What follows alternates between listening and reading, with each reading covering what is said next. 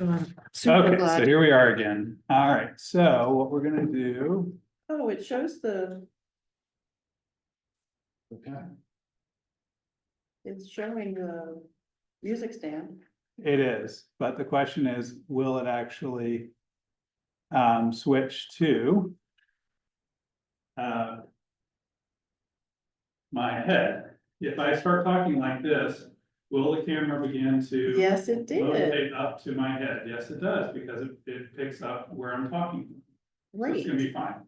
Yay. Oh. That's fantastic. The only challenge is, and I'll move this down here, is that oftentimes the audio uptake is not as good because Bill's a little ways, but he projects well, so I think it should be okay. And again, as long as you're within 6 feet of the microphone, it generally works fine.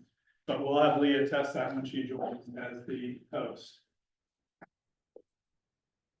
Okay. Great. So, okay. Oh, speaking of Miss Case, hello, that's a very nice profile picture. you That's a have there. gorgeous Oh, profile nice. photo. Oh, good morning. Thank you. I think it's my work picture. You know what? Let me put my camera on so you can see my bed head. You ready? Good morning. And I also expect Charlotte to be on your hip. It's, right there, Okay. I need to claim host real quick. Later. Yeah, go ahead and claim host and pause that recording. Well, I do not have the claim host button. It's under the participants dialogue. Ah, there it is. Okay, thank you. Yep.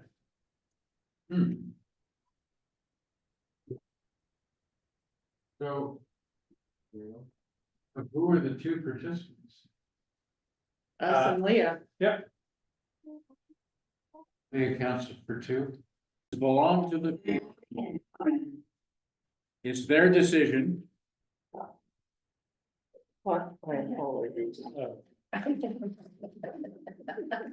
A reminder here. Oh, I need to do that. About reminding. Sorry. Thank you. I'm gonna start that again, okay? Oh, start over? Yeah, all right. Elections belong to the people. It's their decision. If they decide to turn their backs on the fire and burn their behinds, then they will just have to sit on their blisters. You speak up, those of us in the third row can't hear you. That would rob the voice of the other, can't hear you. Oh, and I thought I was speaking loudly. Well, take a clue, Bill. Speak to the fourth row. All right, okay, well, we have this morning, Bill Isaiah, who's going to be speaking to us about the ballot measures on the upcoming, November, 5th ballot. Bill is an acknowledged authority on water law in Nevada. He's a former chief deputy attorney general of the state of Nevada, chief deputy city attorney of Reno, and deputy city manager of Sparks. He's also lost track of the number of times he's been president of this country. Bill, you have the floor. Well, thank you very much, Kevin. It's a pleasure and an honor to be back doing this. We do this about every 2 years, talk about the ballot questions. And so we're going to go through 7 statewide ballot questions are on your ballot this year and 1 Washoe County ballot question, which you may not know about because there's been no publicity whatsoever. But it showed up on the front page of today's Reno newspaper. So at least finally somebody's getting the word out that there's an 8th ballot measure for consideration this year. And we'll be talking about that towards the end of the period here.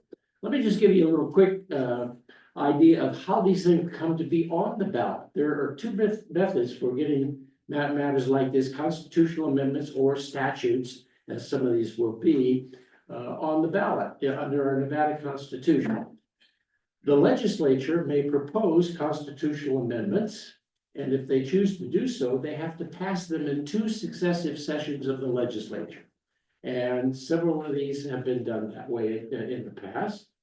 Or the public may initiate a constitutional amendment using an initiative petition process, which grew out of the progressive movement of the early 20th century.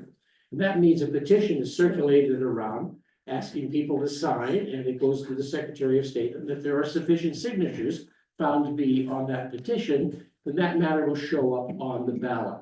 If it's that method, then that has to be approved at 2 different elections by the people. It's the legislative method where they've approved it twice in the legislature, then the people only vote once on that issue and it becomes law or it's rejected, whichever the vote turns out to be. So we have both of those on the ballot today. We have constitutional initiatives and we have resolutions of the legislature putting various matters before you today for your consideration.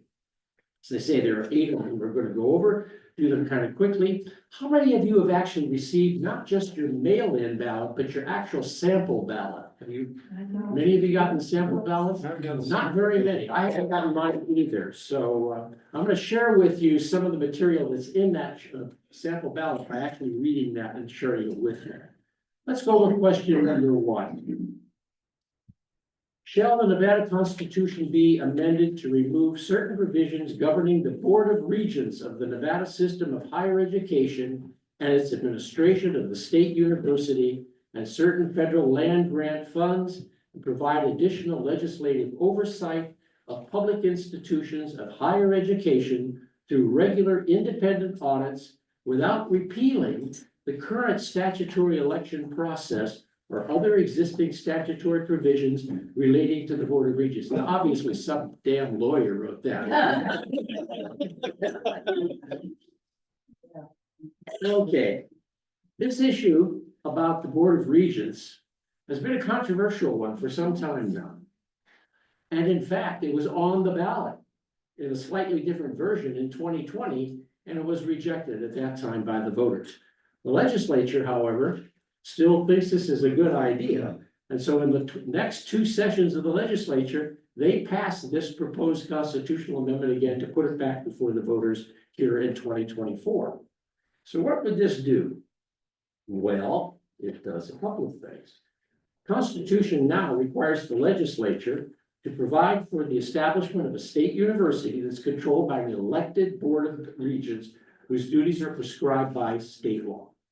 Additionally, the Constitution provides for the Board of Regents to control and manage the affairs of the university under regulations established by state law. This measure, which is known as the Nevada Higher Education Reform, Accountability, and Oversight Amendment, would remove the constitutional provisions governing the election and duties of the Board of Regents and its control and management of the affairs and funds of the university, and instead require the legislature to provide by law for the governance of the university and the auditing of public higher education institutions in Nevada. This measure would not, however, repeal any existing statutory provisions governing the board, including those that provide now for its election of members.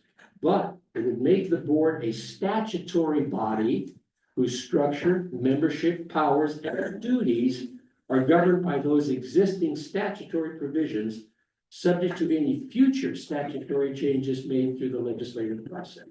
So basically what you're doing is we're taking it out of the Constitution, the Board of Regents, and making it more subject to control by the state legislature. And that is exactly the proposal.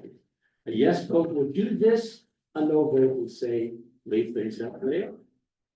What are some of the arguments here? Well, as I've mentioned, there's been a lot of controversy over the Board of Regents over the years, particularly a fight between the legislature and the Board of Regents. Yeah. And the legislature hasn't given up, have they? Voting in favor, this is one of the arguments for passage. Voting in favor of question 1 will allow for additional legislative oversight and accountability of the board to improve public higher education in Nevada, would mandate the legislature provide for the governance of the university, giving the legislature the ability to change its policies and procedures to be more responsive to the higher education needs of the state. Now, one of the arguments that some people are concerned about is this might also allow the legislature to dictate what curriculum can and cannot be taught at the university. And that may have been really one of the chief arguments 4 years ago when this matter was defeated at the last time it was on the ballot. For years, the legislature has received complaints about the board's policies and practices, and the board has taken actions that have obstructed or undermined the legislature's investigation and review of NASE, that's the Nevada State Higher Education. The board's action have led to controversies around the failure of the board to hold NHSE and its colleges to the highest standards of transparency and accountability, and failed searches for board leadership. Passage of question 1 would enable the legislature to address these concerns surrounding the board by changing the board's policies and procedures. In addition, taxpayers would be able to have greater legislative oversight of the board's financial decisions. Currently, while they are subject to the law, they have their own funds set aside because this is a land grant institution. The Morrill Act of 1862 set aside lands in each of the western states that could be sold to generate money to build a university.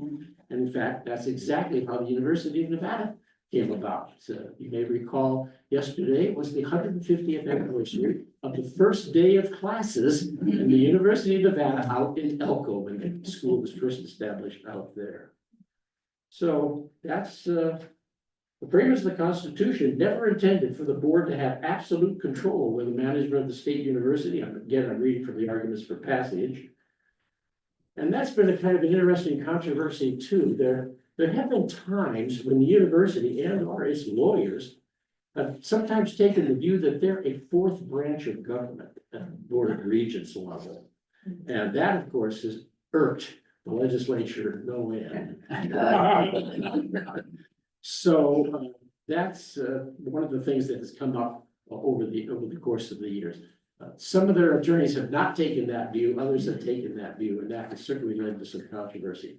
Let's move to a couple of arguments against the passage. Proponents of question 1 voters who believe the framers of the Constitution got it wrong, that the legislature's involvement will somehow improve the transparency, efficiency, and effectiveness of the system. Unfortunately, passage of this does nothing to guarantee any of these promised benefits. Academic freedom is under unprecedented attack around the country. The ability to independently pursue research and to retain expert faculty may be jeopardized with increased legislative influence on higher education. That's that issue that I talked to you about just a moment ago about, the legislature perhaps dictating curriculum and or who knows what. The Board of Regents is best equipped to establish policy for the Nevada system of higher education because its sole focus is on higher education. The board has governed the system for over 150 years. The board is already subject to considerable legislative accountability and oversight. And what this does, one of the provisions of this proposed amendment would require every 2 years an audit of the finances of the university system. And the opponents here say, well, they just did an audit recently. They could do an audit if they want to do an audit.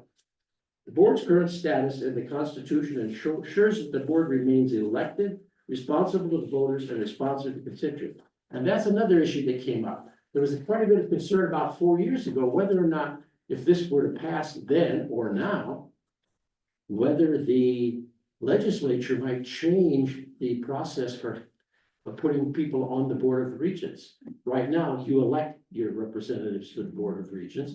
It was pointed out that they might change this to an appointive system, where maybe the governor or the legislature and the governor together might appoint the regents. So that's another very controversial topic, obviously, that surrounds this particular ballot measure. So I think we've covered that reasonably well.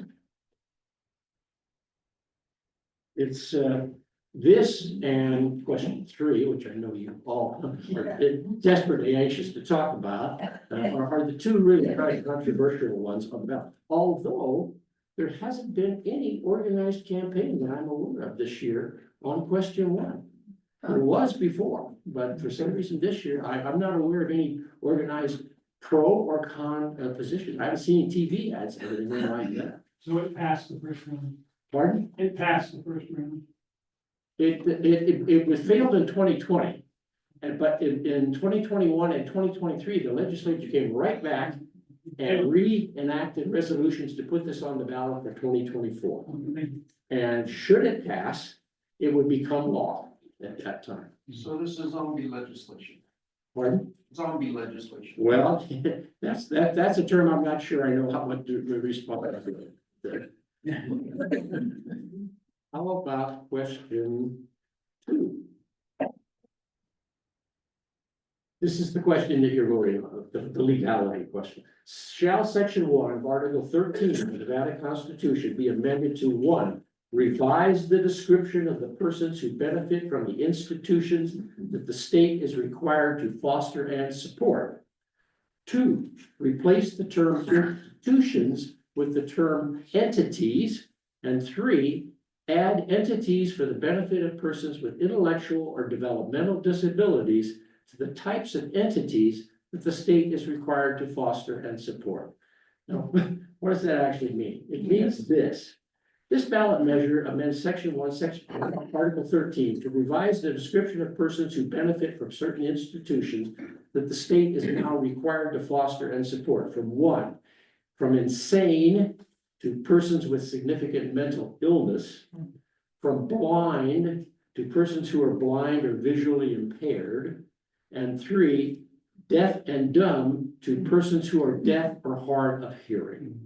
The ballot measure further adds to the Article 13, entities that benefit persons with intellectual or developmental disabilities of the type of entities the state is actually required to support and foster. A yes vote would say, yes, let's change the definitions of some of those terms. A no vote would say, let's leave things as they are. Let's take a look at some of the arguments for passage for question 2. When the Nevada Constitution was originally written 160 years ago, different terms were used to describe people with mental illness or who are deaf. This language is outdated and offensive, proponents say. Additionally, by changing institutions to entities, this ballot measure will ensure the Constitution mirrors other state agency policies regarding the use of terms describing certain populations as institutionalized. The Nevada Constitution is frequently amended to reflect our evolving society. Replacing offensive terms is a much needed change to provide respect to all Nevadans. By adding entities for the benefit of people with intellectual or developmental disabilities to the type of entities that the state must foster and support, question 2 ensures the constitutional provision applies to a wider range of people with disabilities. Similarly, by changing the term blind to persons who are blind or visually impaired, this ballot measure recognizes that visual impairment exists on a spectrum, and people who are not fully blind but have some level of visual impairment may also need access to public entities, such as contemporary training and assistance technology programs. But that's what the proponents are arguing here. The opponents, let's get this open here. Picking together, okay.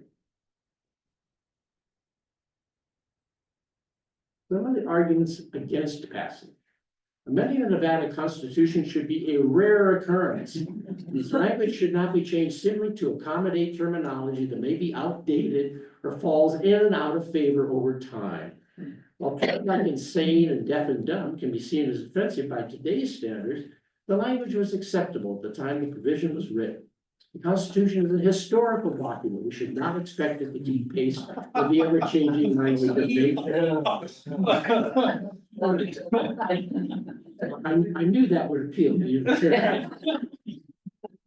There is no need to broaden the language defining the types of institutions the state must foster and support. Nevada already provides public services for people with intellectual and developmental disabilities, as well as those who are visually impaired but not fully blind. Changing these terms will have no tangible impact on the types of institutions fostered and supported by the state. So the argument against was written by Samuel Alito. That's right. Thomas. That's pretty much question 2. It's question 3. Now, this is the only one that I'm aware of that has really seen a big campaign, pro and con. And question 3 is a constitutional initiative. And it would become law if it is passed in this session or by the voters at this time. It proposes to amend the Nevada Constitution to allow for open primaries and ranked choice voting, also called RCV. Nevada currently uses well, let me read you the question first before I get into it. The legal question.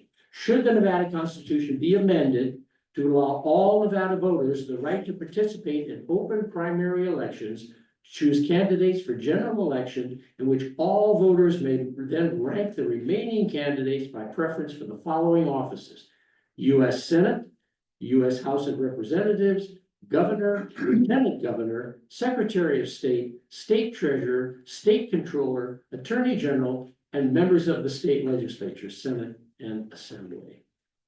So that's the legal question. Nevada currently uses a closed primary system, which means only people registered in that particular party may vote in that party's primary. So if you're a Republican, you go to the poll, they hand you a Republican primary ticket. If you're a Democrat, you go, they hand you a Democrat. If you're an independent, they hand you a nonpartisan one, and you get to vote on just very few offices because most offices are partisan. So this would change that quite substantially. What we have here now is about the current voter registration numbers in Nevada, or show about 1/3 Democratic, 1/3 Republican, and 1/3 independent or no party.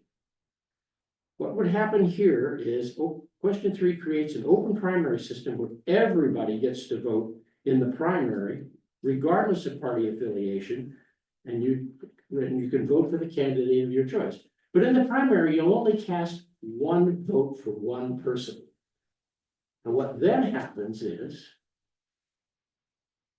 the top 5 people coming out of that primary will move to the general election ballot. Now, there may not be 5, so of course that would mean only the number that are there. Maybe there'll be 2, maybe there'll be 3, maybe there'll be 4. If there are 7 for that office, then only the top 5 will move, and the 2 lowest will automatically be eliminated. Okay, after the primary election, the top 5 candidates will now advance to the general election.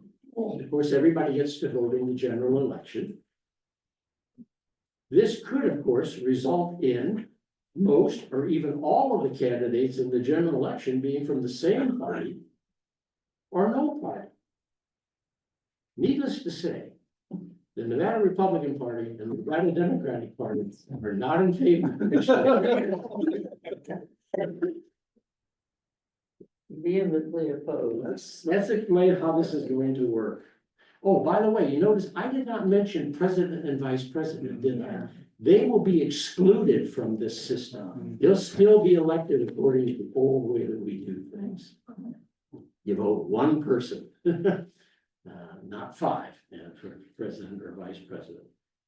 And we'll get to another little tweak of this that I think is kind of interesting in a minute. Okay. All right, we're at the general election. Let's say there are 5 people for the office of governor. You will go in and you will, if you choose to do so, rank those 5 people in order: 1, 2, 3, 4, 5. This is my top choice, my second choice, my third choice, my fourth choice, my 5th choice. Okay? Now, when it comes time to counting those votes, the person who, if someone of those 5 receives more than 50% of the vote, just like they are now in a primary, they'll automatically be elected. They'll be the person that's elected, because they've received more than half the votes. The But number let's one say votes. the number one vote, So if that does not occur, the person at the bottom, number 5, the person with the least number of votes, will be eliminated. And now your second choice vote will become your first choice vote. And they'll count that. Only if your candidate was eliminated, right? Yes, only if your candidate was eliminated. Eliminated, right, Okay. right. If your candidate was eliminated, then your second choice vote becomes your first choice vote. If your candidate's still in the running. Yeah, Your first. still there, still there. So. I'm not a computer guy, and we do our ballot, our counting in that, of course, mechanically, we use computers and computer codes and that, so. Quite frankly, I'm not quite sure how this is going to be done mechanically. But it is being done in over 50 other jurisdictions. Most of them, though, are cities and counties that do this. Not too many states do it. Alaska does it. However, it's interesting. It's on their ballot to repeal this in Alaska. I'm not quite sure why. Someone told me it's because the legislature imposed this system without a vote of the people, and so it's up there for like a referendum vote here in Nevada. But anyhow, it's that's yes. It's because they elected Democratic congressperson, even though the state leans Republican. Oh, okay, that makes sense. Okay. So the tabulation, now we've gone to the next round, right? Okay, now if somebody gets 50% in that next round, and then it's over. But okay, say they don't. Now we have to go to round 3. That means the person again who got the least votes in round 2 is eliminated, and now we do it again till we get to somebody who gets more than 50%, is preferred by more than 50% of the voters, and that person is deemed elected. So, as I mentioned, ranking is not required. You could vote for only one candidate if you do choose to do so, but you won't have a vote that is counted in any subsequent rounds if those are required to establish a winner. So you have to keep that in mind. As I say, you're not required to do this. You can still just go in and say, this is my guy, this is my gal, and vote one. But if you do, and this thing does get into this revolving thing, you won't have a say in the next round. Only if it was the 5th one out. Right. Candidate, Bill, yes. do you go, is it like you would vote separately each day, or how do you do it? We're gonna vote on the same ballot. You'll rank that ballot All on the same Yeah. time? all Oh, at the okay, same time. Okay. All at the same time. And we don't have to go back from subsequent election days. okay, thank you. As I mentioned, current Nevada law allows a person to be declared a winner in a multi-person race with less than a majority of the vote, called a plurality vote. So if there's multiple people in the general election and no one gets more than 50%, but someone gets, say, 49 or 43, that person's elected because that's the way the system works now. Plurality vote will allow you to win. This will require the winner to actually have a majority of all the voters cast. Yes. And my understanding is because I know there's a lot of opposition to it because it could create confusion on the ballot. And my understanding is if you screw up one candidate, let's say you put your first choice for all person, Joe, candidate, Joe, you put Joe for all 3 levels, right? So that would disqualify that because you can't vote for the same person 3 Well, times. I've never seen an actual ballot with this on it, so I can't really say if that's correct, if you could even do that or not, I'm not sure. My understanding though is if you screw up one candidate, it doesn't invalidate the rest of the ballot, is that right? That I'm not positive about. Okay. Opponents say, as Brooke just mentioned, opponents say this system will be confusing to voters and the election workers, will lead to more chance for errors to occur, and will certainly delay knowing final results of races. So, see if I've got any other arguments here that I want to share with you.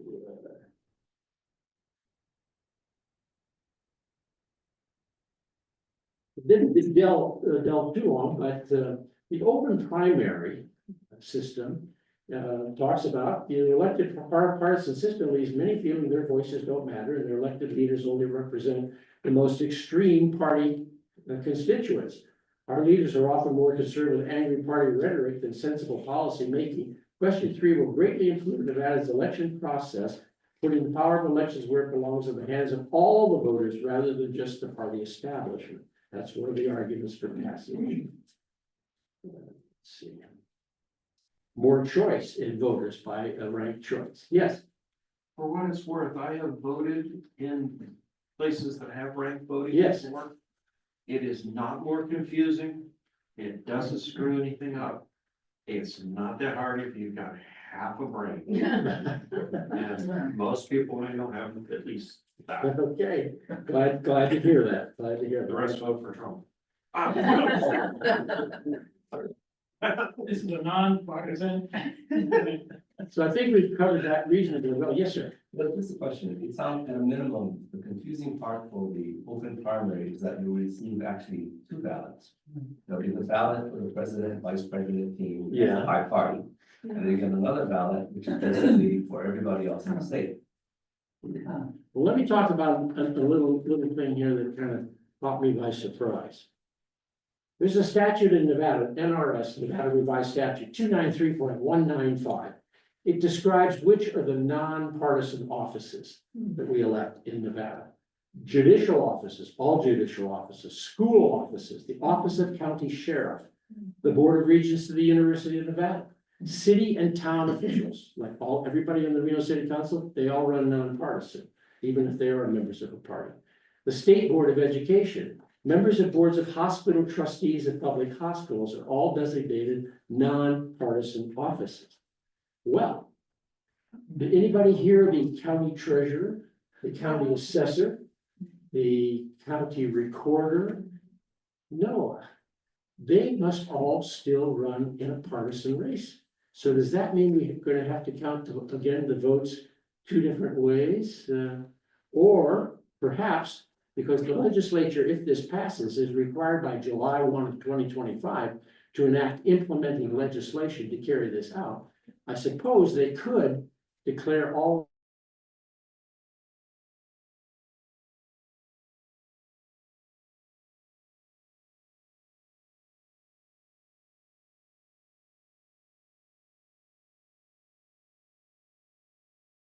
that are not listed. And the normal rule of statutory construction is if you have a list in a statute of things and it's not included in the list, then you interpret that to mean it wasn't intended to be included in the list, and so it's still separate. So that's what troubled me when I discovered this nonpartisan statute, that that the county offices were not mentioned in the proposed constitutional amendment. So not quite sure how that's going to be handled, but as I say, the legislature may address that question on its own perhaps and resolve that issue for us. Yes, Nancy. I just had a question on how this arose, because it sounds to me as if it came from another jurisdiction that may have developed it. But in Nevada, anyone can change party at any time and then change back. Yeah. So if a nonpartisan wants to wants to vote in a Republican primary or a Democratic primary, he just changes his registration, votes in the primary, then changes it back to nonpartisan for the general. So we don't need it in Nevada the way maybe they needed it in another. And that's definitely one of the arguments in opposition that I've heard. If you're nonpartisan, you want to vote in one of the party primaries, just register and vote in that primary. And if you want to go back, then just go back to what your nonpartisan status was. That is certainly possible under Nevada law. Not easy to do necessarily, because you got to go down to the registrar's office, et cetera. What this does allow is say you really like the third party candidate. You can vote for that person and still get and then that would be a record out there that people can look at. So you can have, say, some Green Party candidate or whatever you voted for, and then it just flips to the Democratic or Republican person. Yes. That's kind of elected. My understanding is this will, first of all, weaken both the political parties, which is why they're opposed to it, because they will no longer have the exclusive chance to choose their candidates. And that it will encourage more middle of the road people to run for office, because they will have to appeal to both sides of the question. That's one thing in favor. And the other that I understand, it started in Las Vegas, I believe. There's a college professor down there in a group that are very keen on this, although they haven't been doing any recent advertising for it. And ranked choice voting, their argument is we make ranked choices all the time. what to have for dinner, how the best route to get to church or school, whatever. We do it constantly and it's not complicated and we'll figure it out. So it did allow in Alaska for a Native indigenous woman to become their member, to go to Congress instead of Sarah Palin. So it sounds to me as if there's some very good arguments in favor of it. There definitely arguments that I've also heard in favor of that particular matter. Let's move on to question 4. Shall the ordinance of the Nevada Constitution and the Nevada Constitution be amended to remove the language authorizing the use of slavery and involuntary servitude as criminal punishment? The proposed amendment here would do the following. Slavery and involuntary servitude are now prohibited except as punishment for a crime in Nevada.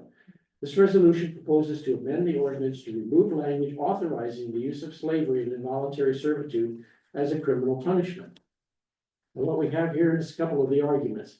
Slavery and involuntary servitude are morally unacceptable and should not exist in any form, even in our prison system. This form of punishment for crime has a history of discrimination and lack of respect for basic human rights and has disproportionate and hurtful impacts. Nevada is not the only state considering this change. In recent years, 7 of 23 states that permitted slavery or involuntary servitude as forms of criminal punishment in their state constitutions have removed this language. By voting for this ballot question, Nevadans are signaling we no longer accept this hurtful and outdated form of punishment in our most important legal document. In our prison system, offenders have the opportunity to volunteer for work in a prison, earning work credits towards sentences, etc. Among other things, restitution, child support, commissary. This change is not intended to impact those voluntary work programs. Removing language authorizing the use of slavery and involuntary servitude as punishment for crime would get rid of only the hurtful and offensive language in our Constitution while allowing voluntary work programs to continue. On the opposite side of that, the arguments against passage include proponents of question 4 will voters to believe the change in the count will not negatively impact the criminal justice system. However, this ballot question could lead to unintended consequences with the criminal justice system relating to prison work requirements, community service, parole, and probation. Removing the language may create uncertainty in the state around current offender work practices. The uncertainty arising from this could impact prison work assignments such as clerks, cooks, boiler makers, porters, blah, blah, blah. Additionally, offenders who voluntarily participate in work programs that provide life skills and offenders who choose community service may lose their opportunities. Now, I looked at this particular argument, and I noticed that they're throwing out a lot of speculation here, it seems. And I did also notice that, remember the proponents said that 7 states have actually done this already. And I noticed that the opponents did not mention any adverse consequences occurring in those states of the kind that they suggested would occur here. So the arguments against passage seem to me to be subject to a lot of question and dispute here. But this is what question 4 is about. I'm not sure that I've ever known slavery to be used as a here in Nevada as a criminal punishment. I have no knowledge of that having occurred. Involuntary servitude. Well, involuntary servitude is usually something where you're by legal process forced into doing something that you may not have wanted to do. Well, that doesn't necessarily, I think, interfere with the programs of people who are in prison doing voluntary work programs, et cetera. So this question is kind of up in the air for me personally. I just am not sure what to make of some of the arguments there. Question number 5. Excuse me, Yes. I have a question, not on this details of, but kind of it mentions something besides the Constitution. Mhm. What is that? Oh, the ordinance. The The ordinance of the Nevada Constitution, I believe, is the Never heard document that term. that required us to adopt a constitution coming from Congress. So, when we were to be admitted as a state, Okay. so So how can we? Congress has to do something authorize that that, and then we go out and we write a constitution. We actually had to write two of them because the mining industry wasn't real happy with the first one. So how do we change something that the feds did 100 and some odd years ago? Well, this now allows a change to both of these things, at the same time, we're allowed to do that through our own constitutional process. The ordinance that set that up would have been adopted, well, back in the 1860s. Question number 5, Sales and Use Tax Act Amendment of 1955. In in 1955, the Nevada legislature proposed for the first time a 2% sales and use tax here in the state of Nevada. It was highly unpopular at the time, and in the next election process, a referendum petition was passed. A referendum petition allows the voters of the state to look at a statute and say whether I approve of this or I disapprove of this. And so the sales and use tax was at 2%, went before the public in the election, and it was affirmed. It was approved by the voters for 2% sales and use tax. We might say, well, Bill, gee, the sales and use tax, a whole lot more than 2%. Well, over the years, the legislature has passed other sales and use taxes. There's what they call the local school support tax, the local government support tax, and some other related tax, which have pushed the rate up, of course, much, much higher. In fact, here in Washoe County, it's about 8%, a little more than 8%. So what this would do is would amend the 1955 Act, which was approved by the public in the subsequent election. Because once an act is subjected to referendum, it can never be changed by the legislature. It can only ever be changed again by a vote of the people.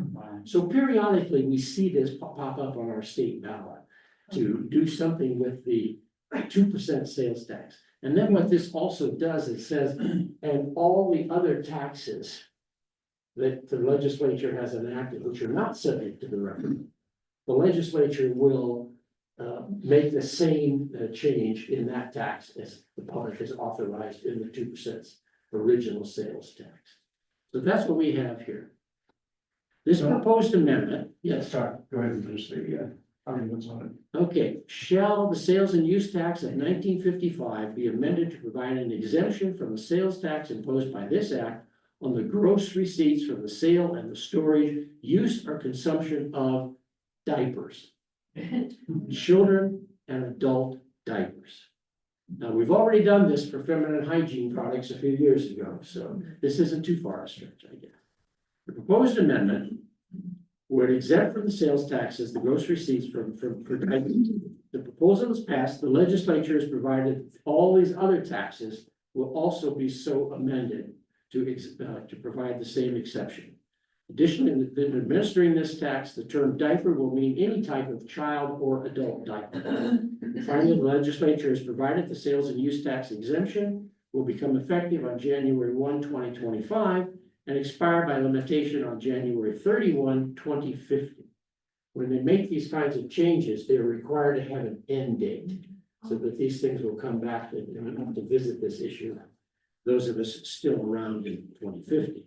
The yes vote will create that exemption from the sales tax for diapers. A no vote would leave it as it is.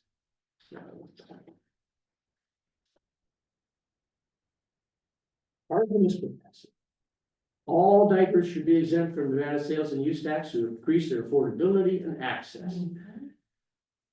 Without a sufficient supply of clean diapers, babies are at risk for a host of illnesses, including skin infections, rashes, urinary tract infections. Adults with conditions that require the use of an adult diaper face similar health risks without access to diapers, and additionally face the risk of social isolation, which is linked to poorer health outcomes. Sales and use tax places a financial burden on low-income families. Each year in Nevada, Nevada families spend on average $1,000 on diapers per child and pay up to $84 in sales tax. With the yearly tax savings from the passage of this measure, Nevada families will be able to roughly afford one additional month of supply of diapers. Put that money toward other necessities. Adults with conditions requiring this will have similar tax relief. Diapers are already exempt from a sales and use tax in 20 other states and an additional 5 that do not have a sales and use tax. In some states, such as Texas and Virginia, diapers are exempt specifically because they are considered necessities. Arguments for passage. Believe it or not, somebody wrote arguments against passage. Exempting diapers from the sales and use tax will result in a loss of revenue for the state and local governments and reduce funding for public schools. It's anticipated to reduce tax revenues by $400 million over the 25-year time period that the tax would be in effect. Not quite sure how you come up with an estimate. That's what they did. State and local government funding, including will no longer benefit from the additional sales tax revenue generated from diapers purchased in Nevada by tourists and other non-residents. There's a fiscal note attached here, and there's a fiscal note on all of these kinds of things, although oftentimes they say we can't determine what the fiscal impact is going to be. But in this one, the fiscal bureau at the Legislative Council Bureau did make an estimate, and one of the things they said was they thought if this passed, it would affect about $8 million if this had been in effect this year, they said it would have reduced state and local government incomes by about $8 million. So it's not a large thing, but it obviously does have some kind of impact here. Products sold in Nevada are generally subject to sales regardless of who buys or uses them. Other products that are considered necessities, such as soap and toothpaste, are not exempt from the sales and use tax. Chipping away at benefit groups of people to limit the services government can provide to all of the patents. So that's the argument. Now, Bill, you mentioned COVID hygiene project products are now exempt from sales taxes. Are you aware of other categories? There is actually a list of exemptions for sales and use tax. Services, for instance, we do not tax services here in the state of Nevada.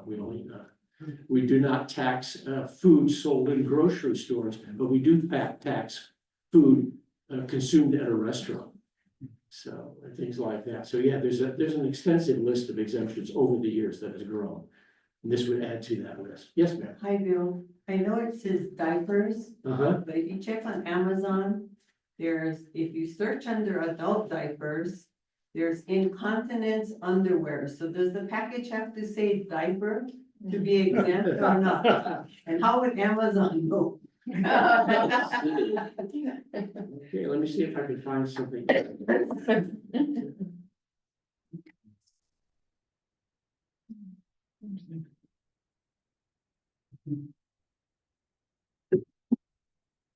Ballot measure defines the term diaper for purposes of these exemptions to mean any type of diaper intended for use by a child or an adult, including without limitation a disposable diaper. So it does not use any other term than diaper. But I would think that it would be reasonable to assume that even if it has a different name, incontinence product, we know what it means, what it's intended to be, and how it's used. Disposable, yeah. They say any type. Any type, Sorry. any type. Yes. I'm just curious. I heard you use the word disposable, but I was curious. Are they tax-free for non-disposable too? Well, it says including disposal without limitation, so that would include both. Okay. Question 6. Got some time here. Should the Nevada Constitution be amended to create an individual's fundamental right to an abortion without interference by state or local government whenever the abortion is performed by a qualified healthcare professional until fetal viability or when necessary to protect the health or life of the pregnant individual at any point during the pregnancy? Now, let's give a little background here. In 1973, the United States Supreme Court in the case Roe versus Wade declared abortion to be a constitutional right. And by coincidence, yours truly wrote the Nevada Attorney General's opinion declaring our then current abortion laws to be unconstitutional. In the 1973 legislature, they passed new abortion laws for Nevada in compliance with the Supreme Court's decision. And we basically follow a system that is the so-called trimester system, every 12 weeks. First 12 weeks, second 12 weeks. Viability has generally been thought to occur around the 23rd or 24th week. Now, our statute actually uses the term 24th week. And it doesn't recognize the opportunity for an abortion beyond the 24th week when it is necessary to preserve the life or health of the pregnant person, just like this talks about. So we have this in Nevada law now. And it came up, it was passed by the legislature. In 1990, a group of voters thought, we need more protection here. Because the legislature could change this or do whatever they want to this because it was the law that they passed, right? So they circulated that referendum petition that I talked about earlier to put this statute before the people of Nevada and say, do you approve of this statute or not? Well, the people, of course, approved it quite overwhelmingly, I think by more than 70%, if my memory serves me correctly. So now that means the Nevada abortion statutes cannot be changed by the legislature. They can only be changed by another vote of the people. Now, this doesn't change any of the existing legislation. This merely raises the protection level up to the Nevada state constitution, which creates, in the view of the supporters, an even higher barrier to future interference with this right of pregnant women. So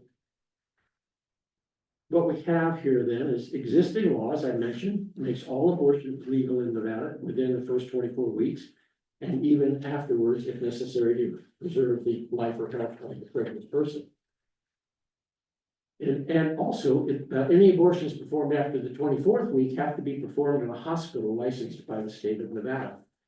This would add a new section to Article 1 of the Nevada Constitution, which is our civil rights individual section of the Constitution.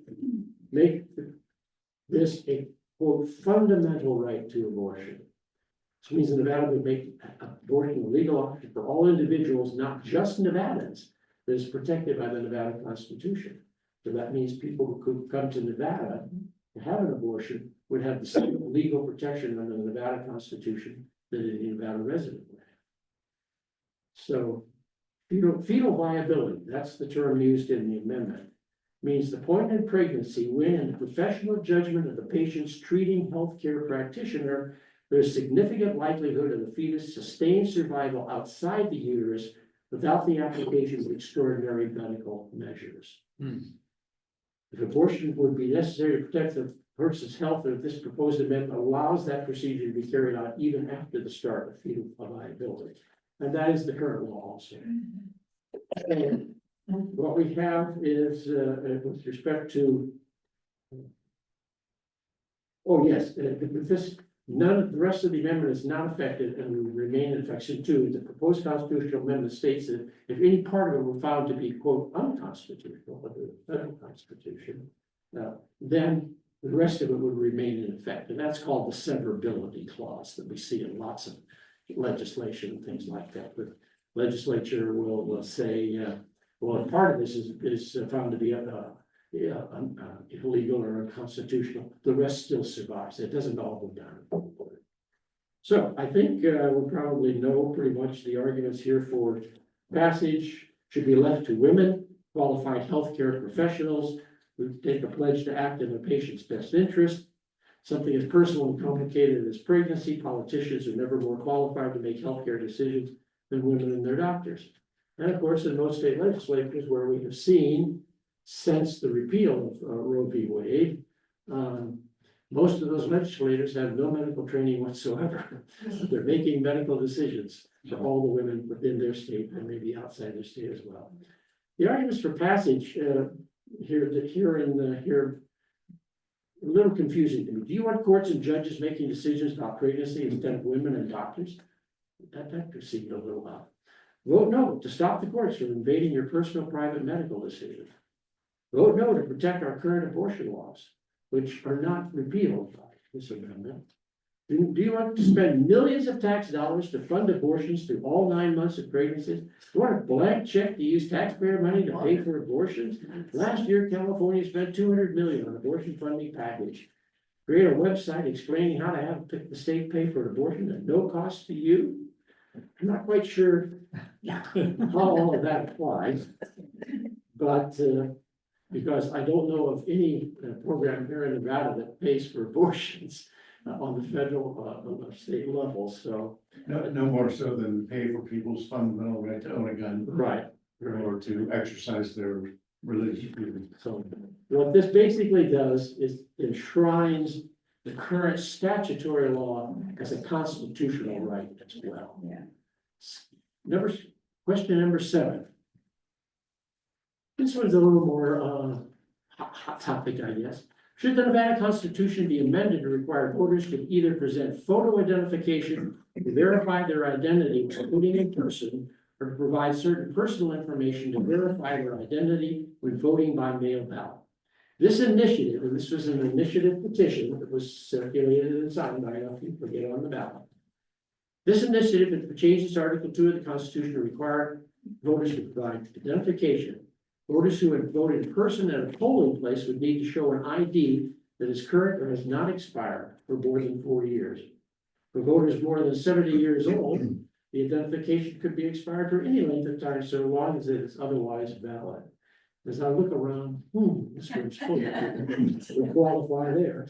The acceptable forms of identification include a Nevada driver's license, identification card issued by Nevada, employee photo identification card by the government, Nevada government, or any local government, U.S. passport, U.S. military identity card, student photo identification. That's an interesting one. That was an issue in a lot of states where this came up, that students were not going to be allowed to use their student ID to vote. So tribal photo identification, Nevada concealed firearms permit, and other forms of government issued. If you don't have this, you'd be required to show the last 4 digits of your driver's license. The voter does not possess a Nevada driver's license, the last 4 digits of your social security number. If you have neither one of those, the number provided by the county clerk when the registered person registered to vote. So what do we have here? Currently, only voters who register, this kind of came as a surprise to me. We do have voter ID requirements already in Nevada in certain instances. Currently, only voters who register to vote by mail or computer, or who pre-registers to vote by mail or computer and has not previously voted in an election for federal office in Nevada must provide identification. Additionally, state law requires voters to register to vote online less than 40 days before the election, must vote in person and present ID and proof of residency. So one of the, I think we know the arguments for passage here are voter ID, voter problem, voter fraud all over the place. Questions about whether or not the right people are voting, whether legally people are voting, et cetera, et cetera. 36 states currently have laws requiring photo ID for voting. There have been no major complaints in these states, and contrary to what people were told would happen, turnout has not decreased. Now, I found another source that only said 9 states require photo ID, but I'm just reading here from the official ballot question, sample ballot materials that you'll get received in the mail hopefully this week.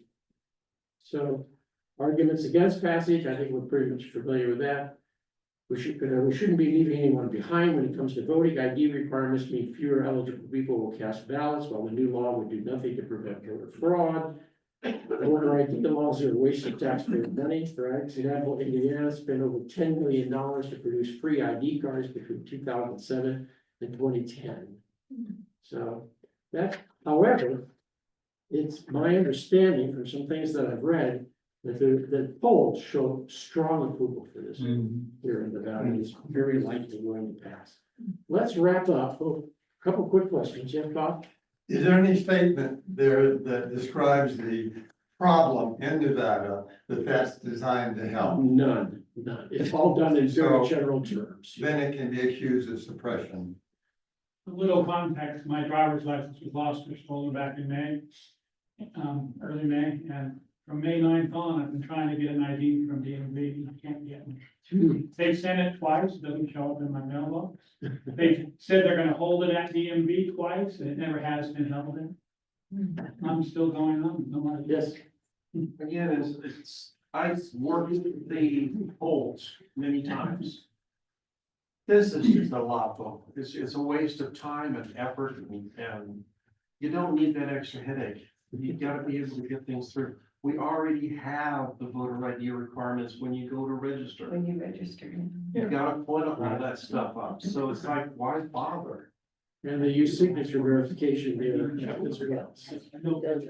Let's wrap up with one quick reference to Washoe County question number 1, which just showed up in the paper today. Most people don't even know it's on the ballot, and I'm glad that they at least put something in. Shall the Board of County Commissioners of Washoe County be allowed to levy an ad valorem tax in the amount of 2 cents per $100 assessed valuation for a period of 30 years to raise approximately $4.5 million between 2025 and 26, and thereafter the amount generated by a levy of up to 2 cents against the then applicable assessed value of property in the county for the purpose of acquiring, constructing, improving, equipping, operating, and maintaining library facilities for Washoe County. 30 years ago, we did this. And oddly enough, there was a big campaign 30 years. There's no campaign on this year, which surprised the There difference. is actually now, Is there? yes, because I've gotten, come to a, whatever, on October 23rd or something. Oh, good, good. Glad to hear that, because I was very surprised. I thought at least the Friends of Washoe County Library would be doing something about it. What this is it will continue a tax that has already been in effect for 2 years. Actually, what it does, it allows it designates that the 2%, 2 cents on $100 of assessed valuation will be dedicated to the Washoe County Library as a dedicated source of revenue for them. So what this says in the paper this morning, and I believe this to be true, is that if this passes, nothing will really change. If it doesn't pass, nothing will change because this will just then continue to be part of the county's general property tax. What this does is just separate out that little tiny amount and say, this is for the library. And it'll be for the library for the next 30 years. So it won't change your tax bill at all, is what the newspaper said this morning. And I have no reason to believe that's not correct. Mark Robinson, who wrote the story, is a pretty good journalist and a pretty good guy at checking this. So I have this, it's Beth Smith, she's of course the president of the school board, since I won my re-election, blah, blah, blah. Anyhow, she says, I'm hoping you'll join me October 23rd, 5:30 to 7 at the Abbey Agency. We'll be raising money for Freedom to Read Nevada, the grassroots group informing our community to vote yes on WC-1 and the new consistent funding for our libraries, all about creating a new tax for Washoe residents. Okay. There's also a group called retired Americans that sends out emails. I've gotten a lot of emails from them. Good. I'm glad to hear that somebody's following up on this. Okay, that's the 8 questions that you're going to be asked to vote upon on November.